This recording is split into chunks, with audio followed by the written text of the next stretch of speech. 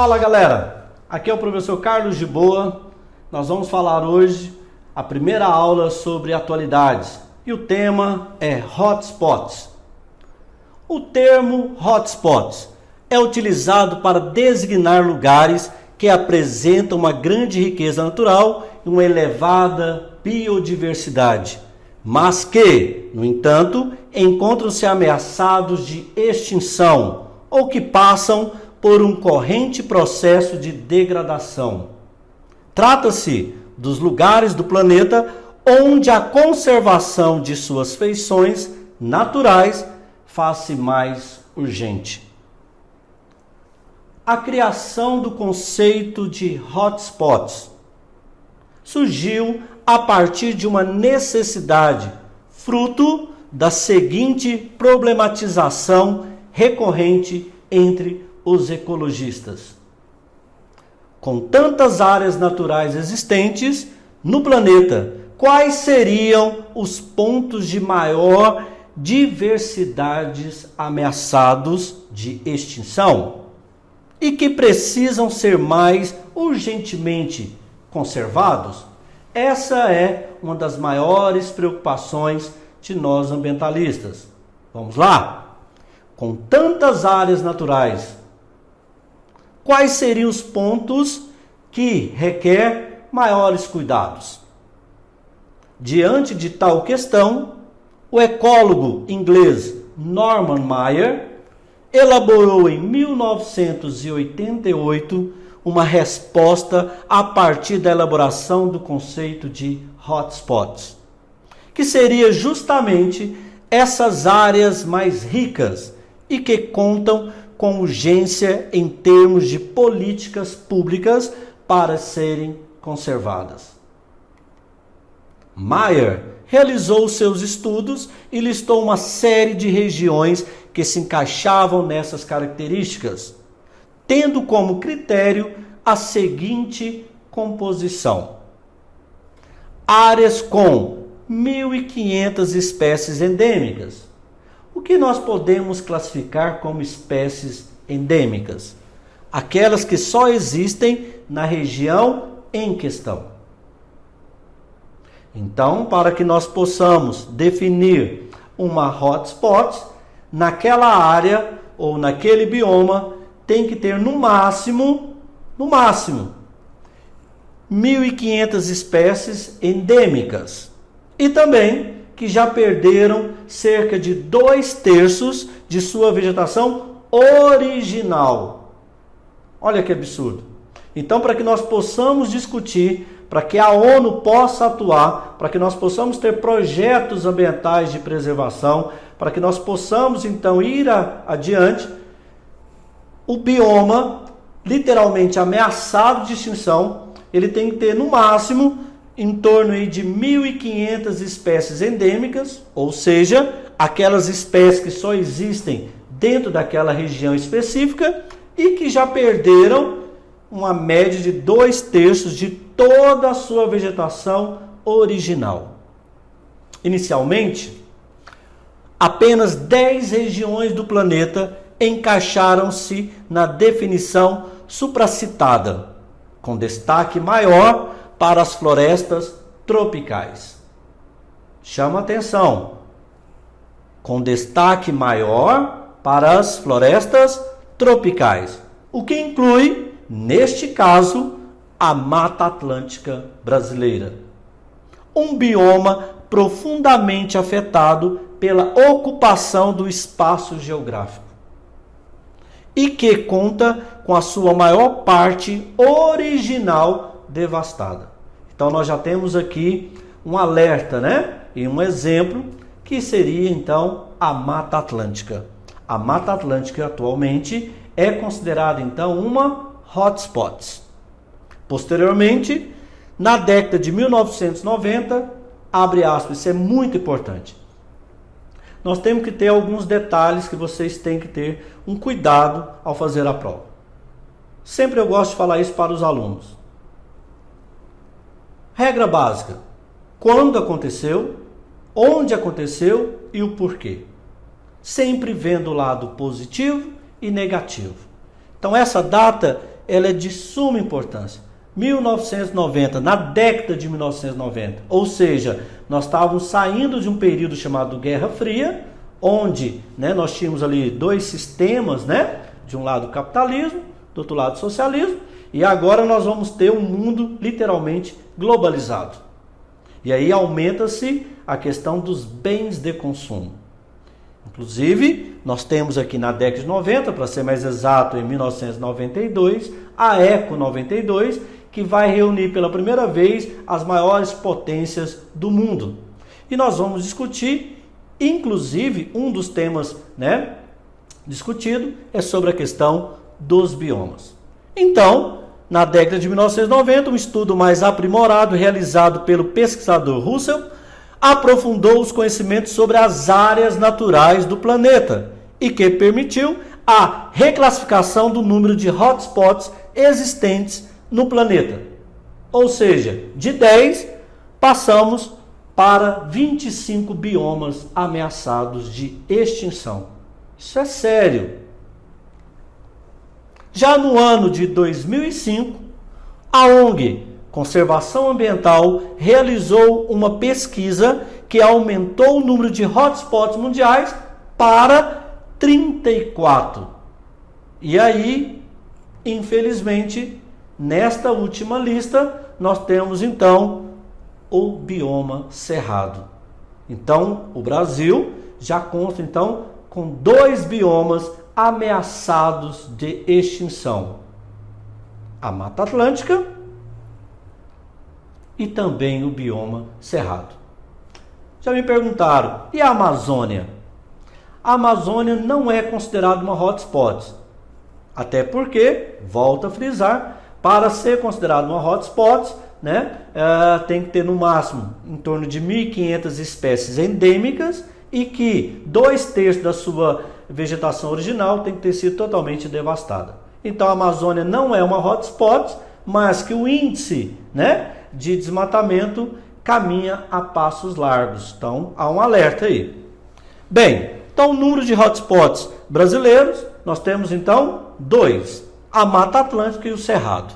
E agora vou mostrar para vocês o que levou ou o que levaram esses 2 biomas para essa classificação. Primeiramente vamos falar da Mata Atlântica, a cartografia do desmatamento da Mata Atlântica. Vale lembrar da regra: quando, onde e por quê. Então, vamos lá. A devastação da Mata Atlântica ocorreu paralelamente aos ciclos econômicos pelos quais o Brasil passou desde 1500. Primeiro item importantíssimo: século XVI e XVII. Nós temos aí então a extração do pau-brasil pelos europeus. Século XVI e XVII, extração do pau-brasil pelos europeus.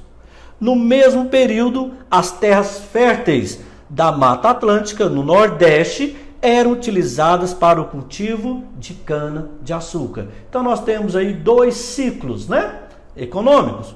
Podemos dizer, primeiramente, o ciclo do pau-brasil e depois o ciclo do cultivo da cana-de-açúcar. No século XVII, nós temos um outro fator. Já no finalzinho do século XVII, nós temos aí a questão das pastagens. Vale lembrar que naquela época, então, o gado era criado solto, era uma pecuária extensiva, inclusive também uma agricultura extensiva, né? Onde ocorreram pastagens, plantações e cidades tomaram o lugar da mata. Então nós começamos então a ter aí algumas preocupações eminentes. No século XVII, pastagens, plantações, lembrando que ambos são extensivos, né? O gado era solto e a agricultura era em grandes áreas.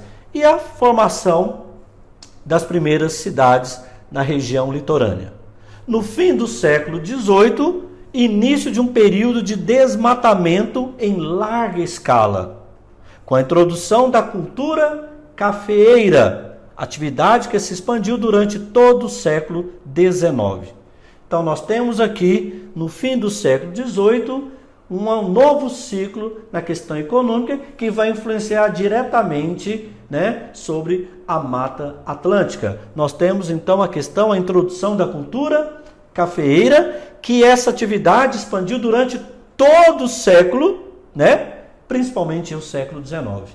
Então, você já tem aí o que nós chamamos de plantations, ou seja, uma monocultura. Bem, e para nós fecharmos, né, a questão da cartografia do desmatamento da Mata Atlântica, para fecharmos, nós temos uma questão muito séria, que seria a questão do fluxo migratório. Fluxo migratório, ou seja, atualmente, cerca de 120 milhões de brasileiros vivem nas áreas abrangidas pelo bioma. 120 milhões. Nós temos todos os tipos de migrações.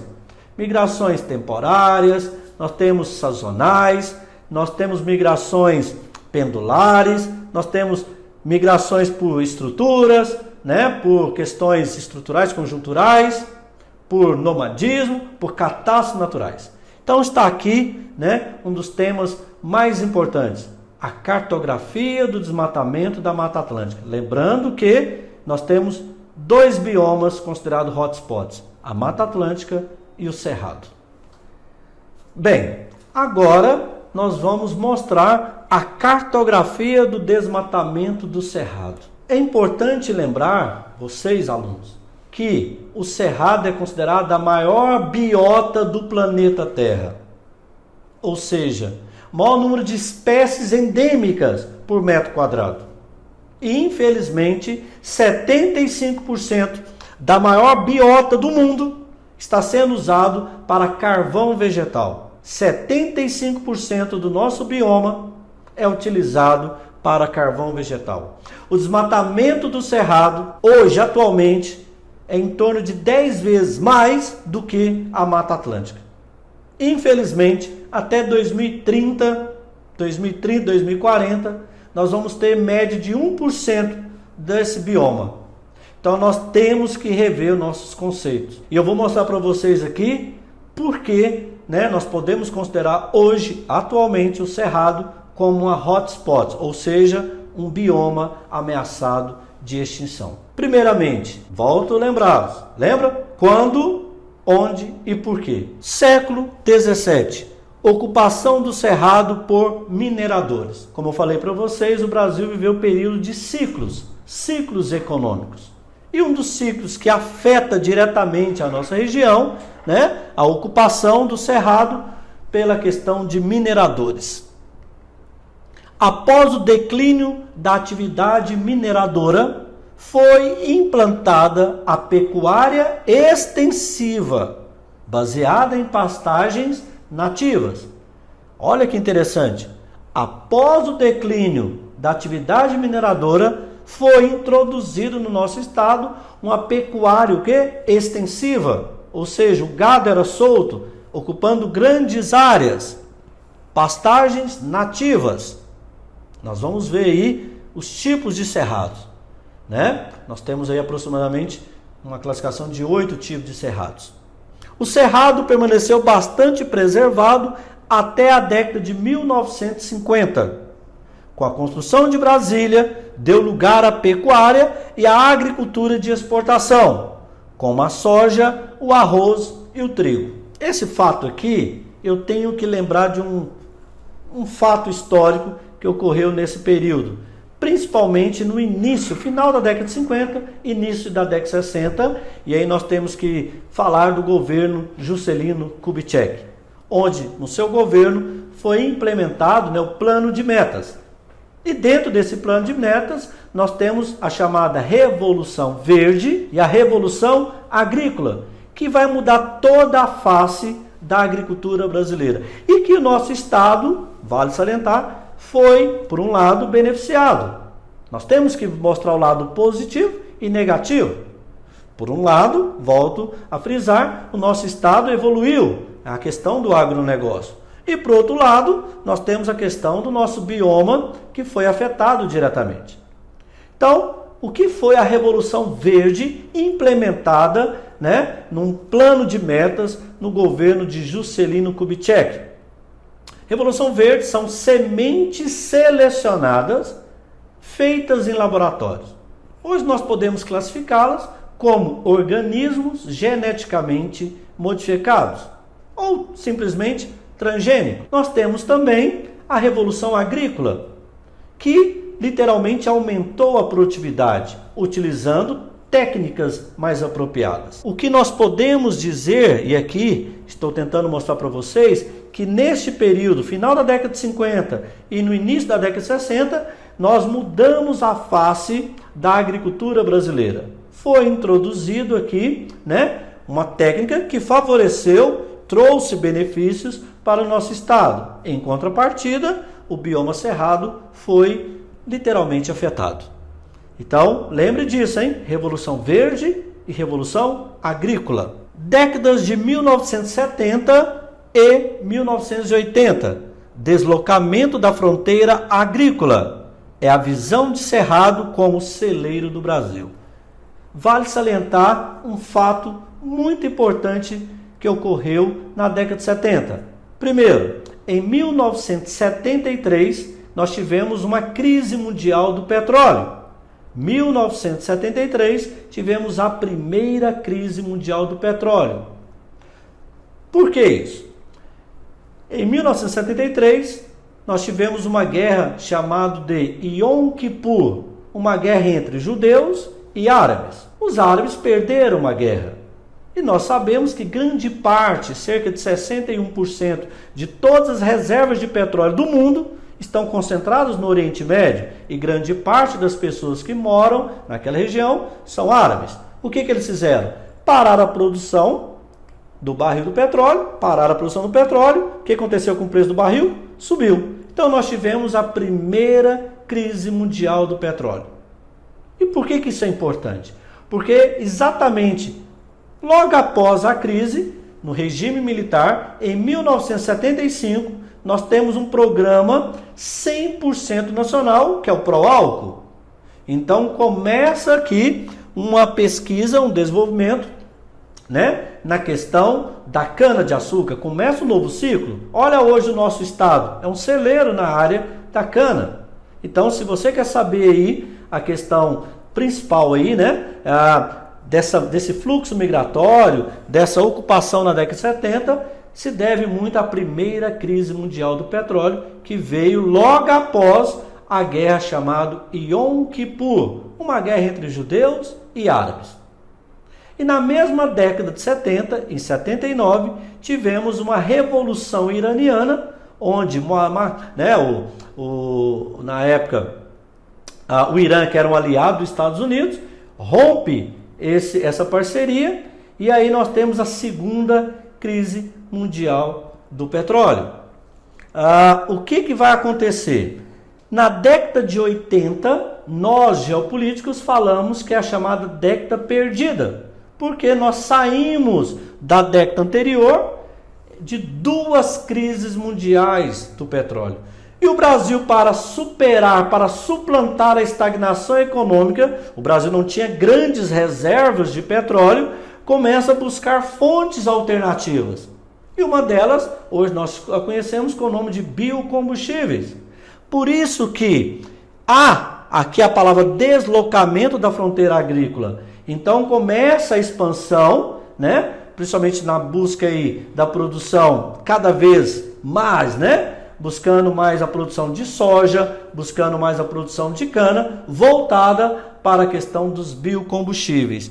Então, infelizmente, o cerrado, né, o nosso bioma, vai sofrer aí alterações exatamente nesses períodos. Lembrando que até o finalzinho aí da década de 80, início da década de 90, não tínhamos leis ambientais tão severas.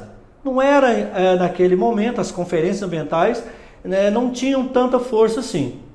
E aí, a partir da década de 90, é que começa, através principalmente da conferência da ECO 92, começamos a ter leis ambientais um pouco mais rígidas, ok? Então, infelizmente, né, nós temos dois biomas que estão literalmente ameaçados de extinção. Um é a Mata Atlântica e o outro é o bioma Cerrado. Então nós vimos aqui, né, a chamada cartografia do desmatamento do bioma Cerrado. Nos últimos anos, grande parte da vegetação dos estados de Mato Grosso, Maranhão e Tocantins foi substituída por extensas plantações de soja e arroz. Então, para nós fecharmos aqui a cartografia do desmatamento, né, do bioma Cerrado, nós temos então, primeiramente, século XVII, a questão, né, da ocupação do Cerrado por mineradores. Depois nós temos a pecuária extensiva.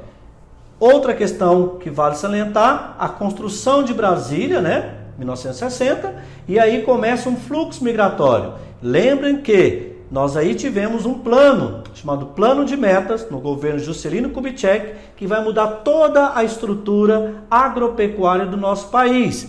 E aí nós temos a introdução da Revolução Verde e a Revolução Agrícola, que hoje nós chamamos de organismos geneticamente modificados ou transgênicos. Podemos também chamar de biotecnologia. Na década de 70, tivemos duas crises mundiais do petróleo. Uma em 73, após a guerra do Yom Kippur. A outra em 79, quando Ayatollah Khomeini, né, ele faz a Revolução Iraniana e aí rompe com os Estados Unidos da América. E nós tivemos, então, a segunda crise mundial do petróleo. Para nós, lembre disso, para nós geopolíticos, a década de 80 é chamada de década perdida. E atualmente nós temos aí o estado do Mato Grosso, Maranhão e Tocantins, que vem sendo, né, o bioma Cerrado, e alguma grande parte vem sendo substituído por plantações de soja e também arroz. Ok? É isso. Até mais, galera.